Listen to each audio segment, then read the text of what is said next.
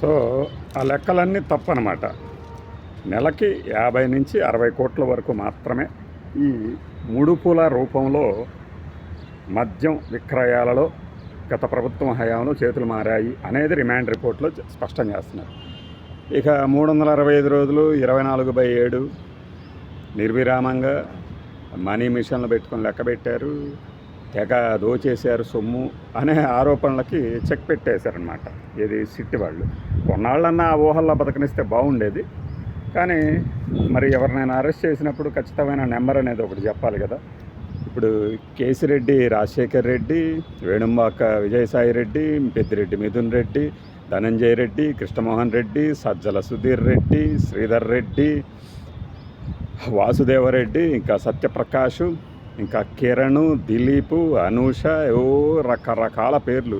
అసలు పోలీసులు పెట్టినటువంటి ఒక ఛార్జ్ షీటు లేదంటేనేమో ఎఫ్ఐఆర్, ఫస్ట్ ఇన్ఫర్మేషన్ రిపోర్ట్, ఈ రెండు వేరు అనుకోండి. ఎఫ్ఐఆర్లో ఇలా డీటెయిలింగ్ ఇచ్చారు అంటే అది ఒక పత్రికలో, అంటే ఈ దినం అనేది టీడీపీకి అనుబంధ పత్రికలాగా నడుస్తూ ఉంటుందని చాలామంది చెప్తుంటారు. కాబట్టి అంటే లైన్ టు లైన్ దాన్ని ట్రాన్స్లేట్ చేసి అనువదించి పేపర్ రూపంలో రాత్రి 12 లోపే అందించాలి అంటే ఆ రిపోర్ట్ అనేది వాళ్ళ దగ్గర ఉంటే కానీ కుదరదనమాట ఎఫ్ఐఆర్.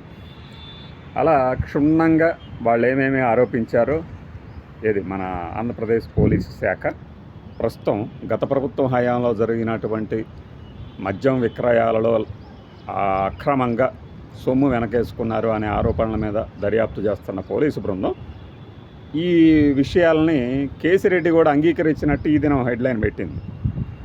కేసిరెడ్డిని తీసుకున్నది, కేసిరెడ్డి రాజశేఖర్ రెడ్డిని ఎయిర్పోర్ట్లో అదుపులో తీసుకుంది సోమవారం రాత్రి అనుకోండి. సోమవారం రాత్రి నుంచి మంగళవారం రాత్రిలోపు, అంటే మన న్యాయాధికారి ముందు ప్రవేశపెట్టే ముందు 24 గంటల లోపే ఇంత జరిగిందా, ఇంత చెప్పాడా అంటే నమ్మశక్యంగా ఉండదు. కాకపోతే ఎక్కడైనా ముందే మనం ఎఫ్ఐఆర్ అనేది ఒకటి తయారు చేసి ఈ నిందితుడి చేత అంగీకార పత్రం అంటే సంతకం తీసుకుంటారు. ఆ సంతకం తీసుకున్న తర్వాత ఇక మళ్ళీ న్యాయాధికారి ముందు ఆయన అడుగుతాడు, ఇవన్నీ మీరు చేశారా అని. లేదు, మిమ్మల్ని ఏమైనా కొట్టారా, మీకు సరిగ్గా ఉందా ఆరోగ్యము, వైద్య పరీక్షలు చేశారా, అనుచితంగా ప్రవర్తించారా, చెక్ లిస్ట్ ఉంటుంది. మనం గతంలో కూడా చెప్పాం. ఆ చెక్ లిస్ట్ ప్రకారం వెళ్తారు. వెళ్ళిన తర్వాత ఆ రిమాండ్ ఇవ్వడమా లేదా అనేది. అయితే నిన్నేం జరిగిందంటే వీళ్ళు తీసుకెళ్ళిన కోర్టులో ఇది మా కిందకి రాదు కదా, వేరే కోర్టుకు తీసుకెళ్ళండి అన్నారు. అక్కడ అంటే తత్తరపాటు, త్వరగా దీన్ని ఏదో ఒక లాజికల్ ఎండ్కి తీసుకొద్దాము అనే ఒక తత్తరపాటులో ఈ సెక్షన్లు వీళ్ళ మీద ఆరోపించినవి ఈ ఆధారాలతో ఈ కోర్టులో మీరు ప్రవేశపెట్టలేరు, వేరే కోర్టుకి వెళ్ళండి, స్పెషల్ కోర్టుకి అని చెప్పడం జరిగింది. అయితే దీనికి సంబంధించి మనకి చాలా పేజీలు పుంఖానుపుంఖాలుగా కథనాలు వస్తూ ఉంటాయి. ఇంకా ఎలా చేశారు అని. ఇప్పుడు పార్టీ ఫండ్కి కొంత, అలానే మనం చెప్పిన వాళ్ళకే టెండర్లు ఇవ్వడం ద్వారా అనేది దీనిలో ప్రధాన ఆరోపణల గత ప్రభుత్వ హయాంలో చేసిన పెద్దలు అని. కానీ దాన్ని ఎలా నిరూపిస్తారు? ఈ డబ్బు తీసుకున్న డబ్బుని ఫలానా కంపెనీల్లోకి ఫలానా రూపంలోకి మార్చారు అని. వీటిలో ఏం చేస్తున్నారంటే కొన్ని ఏదో గిఫ్ట్ కాయిన్లు ఇచ్చారు, ఆ గిఫ్ట్ కాయిన్లు ఇచ్చినందుకు గాను వాళ్ళకి మనం డబ్బులు చెల్లించాము, ఆదాయం పెరిగింది కాబట్టి గిఫ్ట్ కాయిన్లు ఇచ్చాము, పెంచేందుకు ఇది ఒక మార్గం అని చెబుతూ ఆ గిఫ్ట్ కాయిన్లు కొన్నట్టుగా చూపించారు. కానీ ఆ డబ్బుతో అసలు గిఫ్ట్ కాయిన్లు కొన్నదే లేదు అనేది ఇంకొక చిన్న లిటిగేషన్ ఉంది అందులో. ఆ డబ్బు కొన్న పాపానే పోలేదనుకుంటూ మన తెలుగు అనువాదకుడు దాంట్లో ఏదో రాసుకొచ్చాడు. కానీ విషయం ఏంటంటే రకరకాల రూపంలో అవతల వాళ్ళకి ముందే డబ్బులు పంపించేసేసి ఆ డబ్బు ద్వారా మళ్ళీ షెల్ కంపెనీల్లోకి ప్రవహింపజేసుకొని చాలా కూడబెట్టుకున్నారు అనేది అభియోగాలు. ఈ అభియోగాలన్నీ ముందు అసలు మీకు మీ ఈదనాలు కానీ, జ్యోతులు కానీ, సాక్షులు కానీ ఈ పేపర్లో రాసిన దాన్ని చదవడానికే మీకు 1 గంట పడుతుంది. ఇక న్యాయాధికారి తన తీర్పునో లేదంటే ఆ వాదనని పరిశీలించడానికే ఇవన్నీ ఏం చేస్తారంటే వాయిదాలు వేసేసి ఈలోపు వాళ్ళు ఆ కోర్టులో న్యాయమూర్తులు వాళ్ళ ముందున్న ఆధారాలని పరిశీలిస్తారు. ఈ వాయిదా అప్పటిదాకా ఎందుకు వేశారు అంటే ఇదే అందులో ఉన్న కీలకం. చాలామందికి లీగల్ ప్రొసీజర్స్ గురించి తెలియదు కాబట్టి పిచ్చి విధవలు ఏదో పెడతారు. అంటే తమ్ముని ఆకర్షించేటట్టు పెట్టాలిరా, అయిపోయిందిరా జగన్ పని అని పెట్టారనుకోండి, వెంటనే చూస్తారు కదా. అలా చేస్తూ ఉంటారు. వాస్తవానికి లీగల్ ప్రొసీజర్స్ ఇలా ఉంటాయి. తెలియని బడుద్దాయిలు, సన్నాసులు ఏదేదో మాట్లాడుకుంటూ ఉంటారు. ఈ లీగల్ ప్రొసీజర్స్ జరగడానికి ఇంకా టైం పడుతుంది.